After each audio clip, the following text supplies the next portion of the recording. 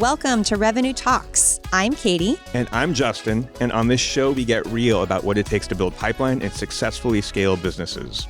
By having conversations with folks who have been there before, we explore what it takes to create strong cross-functional alignment, how technology factors in, how different teams think about attribution, and so much more. If you're looking to win in the revenue era, you're in the right place to learn how. Hello, everyone, and welcome to another episode of the Revenue Talks podcast. Today, I am joined by Christy Marble, the CMO of Pantheon. Welcome so much, Christy. Thanks for asking me. Pantheon is a web ops platform that empowers teams to collaborate and iterate with speed and agility to deliver websites that produce extraordinary results. And I know, speaking from my own professional career and anyone who might be part of a business, obviously a website that performs is very important to the bottom line. So we are so excited to have you. You are a 3-time CMO, and we're going to have a conversation today about how you're thinking about marketing's role in delivering a positive customer experience and generating more revenue throughout the entire life cycle of a customer. So to start things off, I actually want to bring up a quote that I was reading from an interview that you did with the MarTech series. So you say, "For the CMOs that I talk to, our biggest priority is driving measurable results. We are accountable for market making, which means driving pipeline and accountability for revenue growth." That deeply resonated with me. And I actually wanted to start by asking you, how do you think about measuring revenue accountability for marketing at Pantheon? Great. Thanks for asking. Yeah, it's kind of one of those careful what you ask for things, right? Where, years ago, I remember marketers didn't necessarily have a seat at the table. They weren't in the boardroom. And the focus was more brand and awareness. And now that careful what we ask for. Now we're called growth marketers. Now you see the rate of the pace of change for CMOs moving from company to company. And but at the same time, it's really exciting. And when at Pantheon, a similar approach that I've taken in the last couple of companies, probably because I started in the direct to consumer world with really some of the hyper growth work that I had the opportunity to do. And so one of the things that I've brought to Pantheon and my prior organizations is a couple of things. A concept that first, we really aim to delight and deliver our customers value at every aspect of the business. And so that means that marketing is touching the whole customer lifecycle. And the beauty of that is it really aligns us with the entire company and the entire revenue organization. So the whole go-to-market process. And so at Pantheon, that's really key to us. Marketing collaborates with every part of go-to-market at every touch point. That includes channel partners. We have a product-led growth, all the rage channel with the trial. We have a direct sales organization, and we have account managers that are responsible for customer retention and growth. And so we really work with all of those organizations, even into the end user advocacy. We have a developer relations organization. And so our marketing goals are not based on a percent contribution of marketing. Right. They are 100% aligned to our sales organization. And that means we're not looking at kind of what percent does marketing influence this or that, or channel is all this or channel is all that. We can see with our attribution modeling that marketing activities are influencing every channel, every activity, and many, if not most, of the people that end up purchasing and using Pantheon. So we strive to influence 100% of revenue and 100% of the customer journey. That's our true north, and that really unifies us. And it's such a rising tide too, that when your business hits its revenue targets, it's a rising tide that lifts all boats. And I think it changes the entire dynamic of that partnership between sales and marketing. Absolutely. To be able to say it's not your target, it's our target. It's just a whole different dynamic. That's right. It makes such a difference when first you can even align your organization right up to it. And we've done that. Our field marketing is lined right up to our sales segments. Yes. And so that's the other dilemma. Okay, well, how could marketing be hitting their targets and sales is not? Or how could sales be hitting their targets and marketing is not? And it seems like there's always where in the area that I've been in, growth marketing, you're penetrating new markets, you're trying a new market for the first time. It's really hard to be an American company and go into India or to Japan, or those are very, very different markets, the way people interact and buy and what they expect for products. So and likely also sales segments, small business versus enterprise. So we really try to line right up to the sales segments and have people inside of marketing whose responsibility is to be working right there beside our counterparts across that organization and share those goals.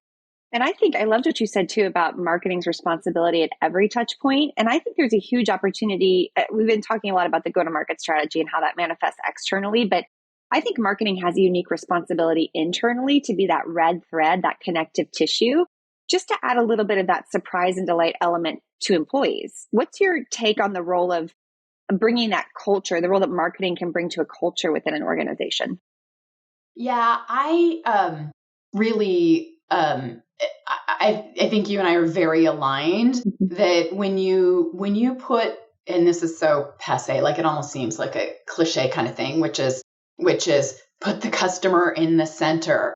But it is so true, right? It's not because it's just a saying. It's when everybody in a company is really focused on how you can bring value to customers. When you really nail that, and it's hard and it's a constant improvement because the market dynamic is changing, but I really, and that's what I look for when I know there's an executive team that I can really work with and get in. I look for people that are they're really passionate about their better way, and their better way is for their customers. And so when you can live that, when everybody in the company can really be looking at not how can I sell this, not how can I market this, yes, but how, when I deliver this experience or this value right here, how can I predict what someone would want right here? And yes, when you have those experiences, it is like magic. Yes, it is. And if we think about our own experiences as consumers, as buyers, at Drift, we talk a lot about this paradigm shift that's occurred from businesses having had all the power to buyers now having all the power. And that's greatly been accelerated as we've gone from a world with digital to almost a digital first world overnight over the course of the past 2 years.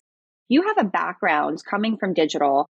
How has that unique perspective helped you to navigate this digital transformation, this moment in time we're living in? And where do you see other companies potentially missing the mark?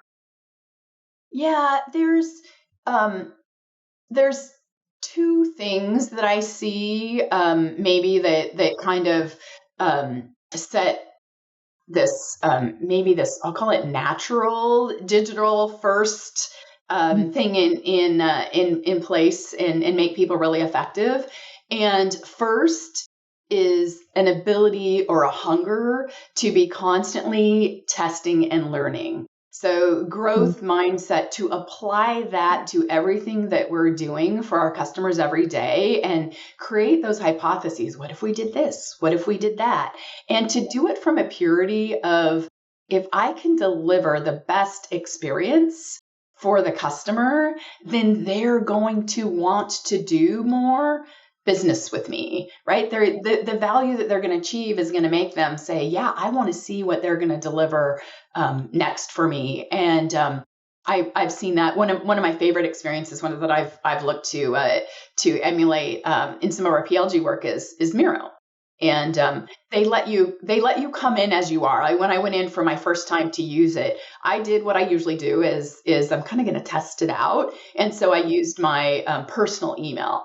And that's a dilemma for us marketers, right? We want to give that experience so people can try things with their personal emails, right, and be that open for them. We're all about open source, so we want to be that open for them.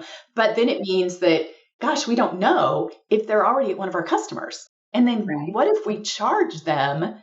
And then we have to back it out on the back end because they realize, oh, well, we have a Miro account. And I'll use Miro as an example because I did that with Miro.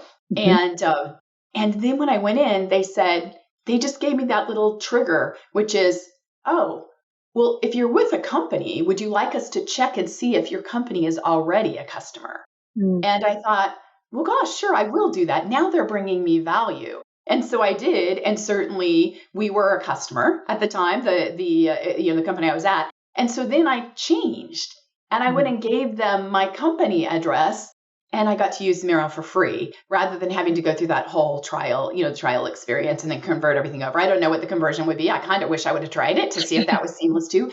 But to me, that's an example of bringing me value that is so good that, of course, I'm going to do even what they want me to do because it's a better experience for me. So. Two things stand out for me in that example. The first is choice. You were empowered to choose, do you want me to do this? Which I think is really important in this empowered age of the consumer. And the second was this idea of value. So they were able to deliver value to you.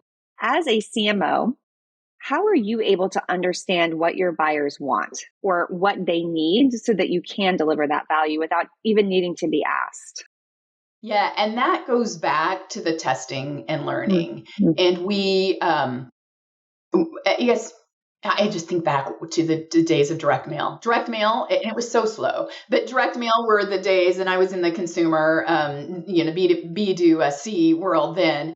And, but that champion challenger testing that you would constantly do in direct mail. And I remember I was in consumer finance and it took us 2 years to beat our direct mail champion with all of our testing. And we were like, are we ever going to beat this? Because we're in marketing, we're getting tired of the old creative and right.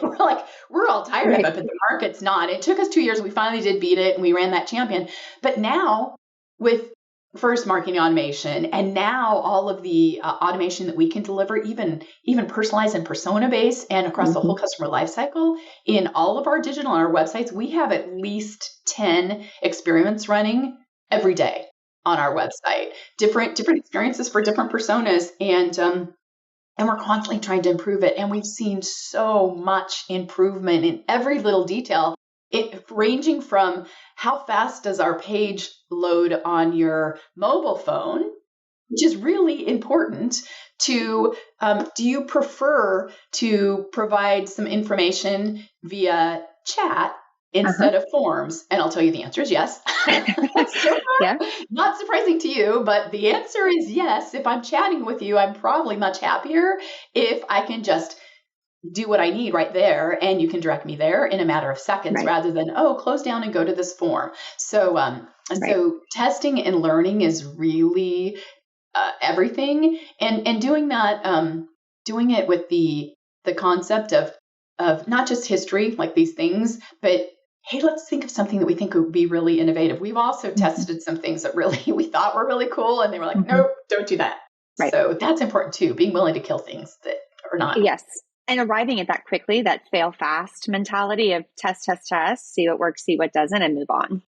Absolutely. And so often it's the nuance too. I've seen that so many times with whether it's price increases or things like that are just so, you're worried about them anyway, because you really don't want to upset customers, but you realize maybe you haven't done it at a company. And that's happened for me numerous times that, it's been the same price for 5 years, and there's an impact, and everyone wants, customers that love you and are advocates, they want a company to be successful too. That's right. Because they want to keep using it. So things like that, it's often, it's not the concept, it's the nuance. And that's where really getting into the testing and learning what it is that truly works and what it is that doesn't work.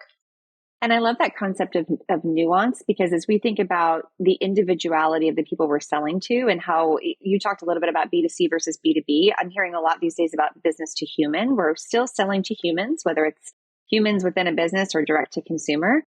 Having that nuance and appreciation for their individuality, I think helps a marketer stand out, helps a brand stand out in a very noisy marketplace at the moment. Definitely. And user experience testing, I'm so fortunate. We have a great user experience team, and we get to use the same team that works inside of our product, which is really a huge luxury. I haven't always had that. And they just love to take something and test it, some crazy ideas and test it before we push something out there and maybe bother people. But they come up with just some really creative ideas that we might not have otherwise, that give you that like, what if I was right here? Picture myself, right? Have that empathy of, if I was right here, what would I want? What would and that prevents you also from that overt marketing. Because I never want people in my face where I No, feel like I'm being sold. no. So much of that empathy, when you're putting the customer at the center of everything you do, that is empathy on display, right? It's not egocentric. It's putting the customer and having the best of intentions for the customer at the center. Yeah, absolutely.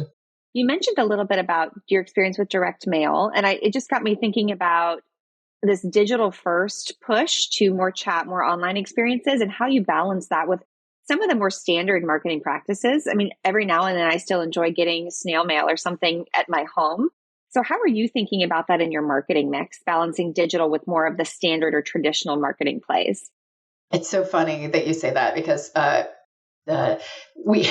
just last night, I forget what I was doing. I was somewhere in my kitchen, which is where my mail all comes into. I was probably opening my mail, which was probably more boring, little envelopes and things. And I was thinking, gosh, strange to be thinking that you missed something at the beginning of COVID, but I kind of miss that era when we didn't have events anymore. And we were all trying to figure out how to do something a little fun and different to engage people in the virtual world. And we were testing coffee kits or wine tastings, virtual wine tastings and all of those things. And I was like, oh, there hasn't been one of those recently. The good news is there hasn't been one of those because we're starting to get in person again. And I've been thinking recently, I'm going to have to trade in my Uggs. Those are my slippers for I have some on right now.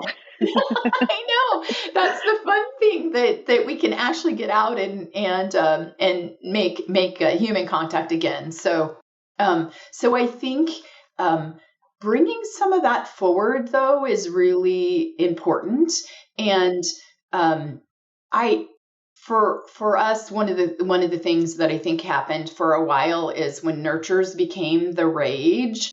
They were these strings of, and I remember I was at one place and there was this 90 node nurture. Oh my gosh. I was thinking, does it have to be that complex? And how will we know if which one's working and which we should take out? So it was really an amazing work, but people want to talk to people. They do. Eventually. Yep. They want to connect. That doesn't mean that they want, that they want to right up front. They want to try a little bit. But once you get to a point where you have a question, you want a quick response. And you want it the way you want it. You want it the way you learn best. And so I like chat for some things in my own experience. And sometimes I'm just like you think of the, when you dial in, airlines are the best example when your flight's been changed and you dial in and you get the voice system and you're just like, connect me to a rep. Yes. Live person.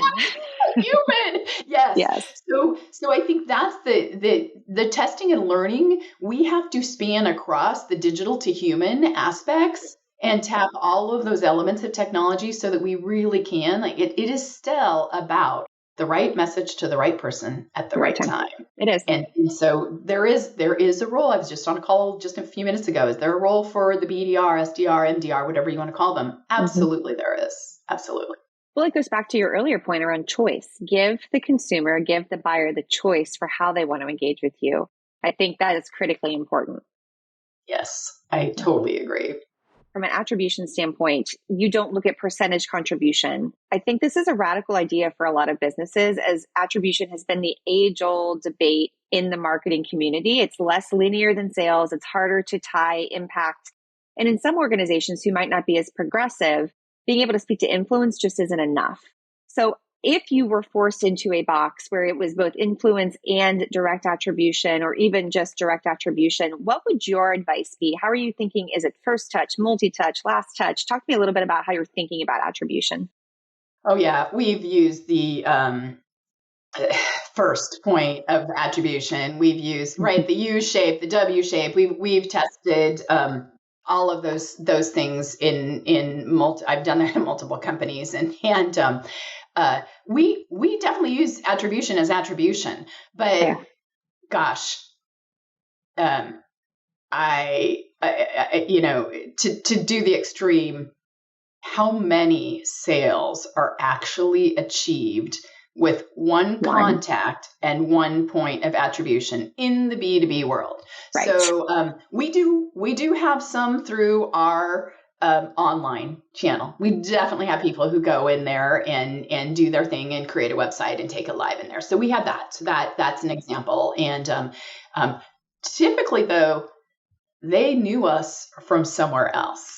Right. You're not yet new to them. They're in an agency. Someone said, oh, you should go use Pantheon. So we definitely have that. We can see that. But in our more complex situations with customers, future customers, there are multiple people in the buying process. Yes. And they're interacting with different types of, I'll call it content, and that's really not right because I'm not going to call it BDR content, right? But they're bringing value too, right? So they are engaging maybe with better way. They're engaging with different activities at different stages based on where they are. And so the important thing to do with attribution is to look by source. And I know there was an interesting thing on LinkedIn recently about source with the Carol, you may know her, that she posted, and I loved it. But so we look at source like a Venn. Right? The circles overlap. They are not clean, but we still look at them because we know that different activities are important to support our partner channel than they are to support our PLG channel. And there's different activities that are important for small businesses than our very large global multinationals. And we even know that we have different people who actually hold budget and buy in Europe and Asia than here in North America. Right. So we have to look at all of those things. We have to look at it by source. We have to look at it by contact. And we have to look at it by account and by opportunity. And when we do that, then we see the patterns that matter. And the key is to be segmenting so that you are getting the right message to the right people at the right time. And not trying to be one size fits all, because even with all these fancy targeting things we can do in marketing, if we're still delivering it as if it's a mass strategy, then it is a mass strategy. And so that I know is very complex, but that is the reality of how we look at attribution. It's one data point that informs your broader strategy. That's right. On this one-to-many, one-to-few, one-to-one journey that you're taking your different customer segments or different prospects, all of those different journeys. Yeah. And if you try to keep it as pure as possible, and remember, these are people, what we were talking about earlier. These are people coming through. So what is the combination of things that they're going to need at the different stages of their buying process? You think of the challenger sale methodology. It's a shift in mindset. And we're disruptive, just like you are, right? We have a disruptive capability that sometimes people can't even imagine that they can do the things that they can do using Pantheon. And so we have to bring them along so that they can see the old way they did things versus the new way that they can do things and get super excited about it. It's interesting too, the commentary around the combination of tactics and aggregate that pays off the experience. I remember at a previous life being in a meeting with sales leaders, and they wanted to drill down specifically into what is the top performing tactic. And we were always very careful to say, yes, that's an important data point. We can look at that. But it's the complete journey that we're taking people on that is actually, the true differentiator for us that really drives full impact. That's absolutely right. And events, I'm sure as a marketer, you always get, well, now that we're back into the event world, we always used to get that, like, events, put most of the money in events. We need events. Get me in front of a human and I will close a deal. And true, very true for really fantastic, amazing salespeople. That's pretty late in the sales process, that get in front of a person and I'll close the deal. There's a lot that has to happen beforehand. And even if you think of the best, call it outbound, the best outbound happens when the person you reach has heard of you. Oh yeah. You can connect her. It's less work that the BDR has to do just to get someone to answer the phone. That's right. And it's really expensive if it's your sales execs that are making that first call and then having to create awareness. Right. Exactly. In that first conversation. And that's actually how you argue for the power of awareness, right? Is to create a little bit more mind share to make it easier for that AE to get a foot in the door. That's right. That's right. And are we doing our job as marketers if that awareness isn't there? Right. Right. that's hard in a very new market. When you're first entering a new market, it takes a while, right? That doesn't happen overnight, but it is a combination of everything we do that builds that awareness. That's brand is about this customer experience. That's right. It's all of the touch points in aggregate. Absolutely. I'm going to talk a little bit out of both sides of my mouth because you're talking about in aggregate, but I am curious to hear from you. How are you thinking about tactics right now, especially as we enter this hybrid world of some virtual events, some back in person, thinking about the whole marketing mix? And then how does that vary from first touch when a customer is or a company is just learning about you to perhaps you're trying to cross-sell or upsell or retain a customer? How are you thinking about the way your mix changes or tactics change through each of those different life cycles? Yeah, we are. The thing that's consistent across each of those parts of the life cycle is really thinking about who is the person. And because we do have a couple of different personas, we have different people who are in our software every day, creating websites, coding, versus people who are buying and people who are putting content in. So we have different activities happening for different people. So that is the thing that's consistent is we really try to look at the person and deliver the right thing for the person. We have 2 points in our customer lifecycle that we're really focused on right now. We have a new product that we launched, and we're really focused on getting good at adoption, helping our customers through adoption of this product, because it's not just go turn it on and use it. Right. It actually takes a couple of steps. It's a little complicated. And so that's one area that we're focused in marketing is really what we do there. And that's a very targeted outreach that we are working with our customer support organization. It's a combination of activities that include our customer support organization reaching out to targeted customers. I'll name products. We have Pendo, that we use for in-product. We have a couple of support and services types of things that we use email, but some of our customers don't really want to receive emails at all, even service type emails. That's not where they live. And then our account managers are working very closely with them based on making sure that we're working with the customers that have raised their hand, have mentioned interest. So it's a very kind of dynamic combination of making sure that we're reaching everyone and creating that awareness in a very hands-on, bespoke type of way. So that's one thing. We have account-based marketing in 2 flavors right now that we're really deeply going into market. We have very few accounts that we have existing relationships within. And we're tapping very tailored events to tell their story and reach others inside of their organization to expand those on a global and national basis here. And they're kind of distributed types of organizations. So in account-based marketing, we have that, which is very much events, webinars, we have a little bit of emails, and we definitely have nurtures so that when they come in, and we also have things on our website so that if they do come, we can identify and personalized experiences on your website, personalized, social, all of those. We're really testing to get it right there for each of these customers. And then we have the targeted ABM where we have some groups or segments, cohorts, that we're also bringing through all the way from digital ad type buys, digital and social buys. So those are a couple of the things that we're doing.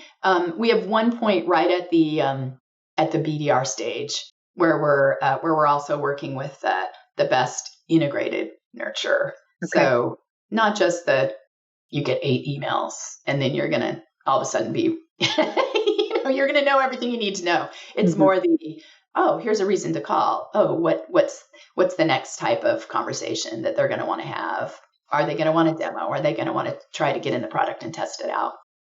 What I love about these specific examples is that they really pay off the vision that you stated up front, which is marketing is this connective tissue collaborating across every part of the business. You talked about your partnership with service, your partnership with BDRs.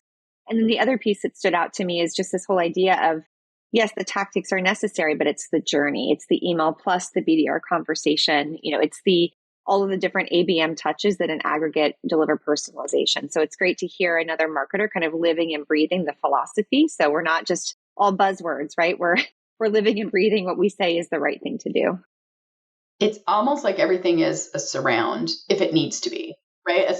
And not everything does need to be. Like that first PLG example, some people, we definitely have really powerful developers who just want to go in and create a website. Leave me alone. I know what I need to do. I'm going to get in there. So we need to honor that too. Like the worst thing we do there is create a pop-up or something. Right. To try to intercept them. That can't happen. Right. Well, that leads us to our final question, which we ask every guest who comes on Revenue Talks. And that is, and we may have touched on some of this already, but what is the one thing that your team is most focused on to accelerate revenue for your business this year?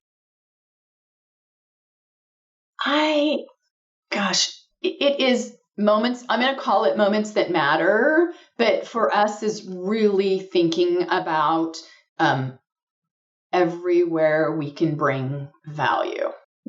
Every single place that we can have, and it's a feeling. Yeah. Value is a feeling that we feel as customers that is like, oh yeah, they get me.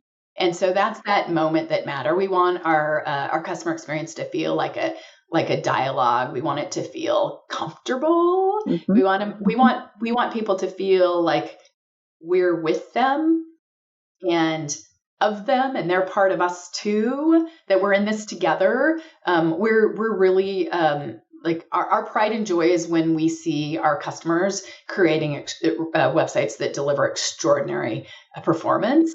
And that's all aspect of performance for their customers. Right. So for us, really figuring out new ways to innovate and nail that is what makes us super excited.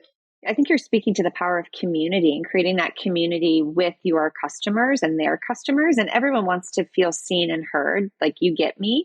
And you're right, that is an intangible feeling, but it's very powerful and it's a real differentiator because people can tell when you're being authentic or when you're not being authentic in that community space. That's right. Well, Christy, thank you so much for being here today and sharing some of your wisdom with all of us and our listeners. We wish you the best of luck in 2022 and hope to talk with you again soon. Thank you, Katie. It was a pleasure. Take care. Thank you so much for listening to Revenue Talks. We'd love it if you left a review wherever you're listening and hit subscribe so you never miss a new episode. You can connect with us both on Twitter at KatieJFoot with an E and at Justin Keller. And remember, revenue, it's everyone's business now.